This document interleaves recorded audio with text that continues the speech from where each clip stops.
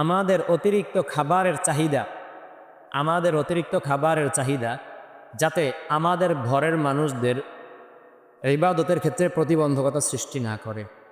আমরা রমজানে রোজা রাখার পর ইফতারের সময় ঘরে এত বেশি খাবারের আয়োজন করতে বলি যে ঘরের মহিলারা জোহরের পর থেকেই সকল আমল টামল ছেড়ে রান্নার কাজে ব্যস্ত হয়ে যেতে হয়।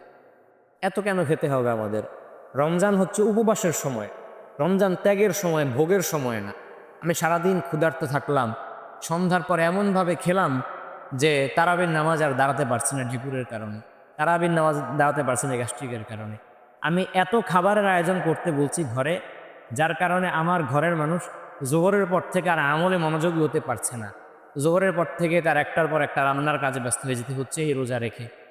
আমি রোজা রেখে জোহরের পরে ক্লান্ত হয়ে যাই, জোহর নামাজ পড়ে মসজিদ থেকে আর উঠে বাড়িতে যেতে পারি না, শুয়ে যাই।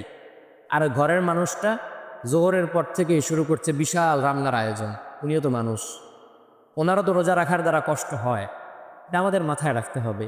আমাদের যাতে ইফতারে এত খাবারের চাহিদা না থাকে, যে আমার খাবারের চাহিদার কারণে ঘরের মানুষের রোজা রাখার ক্ষেত্রে প্রতিবন্ধকতা সৃষ্টি হয়, রোজা রাখার ক্ষেত্রে কষ্ট হয়। আমার যাতে খাবারের এত চাহিদা না থাকে, যার কারণে ঘরের মানুষ জোহরের পরে আর কোনো আমলেই মনোযোগী হতে না পারে।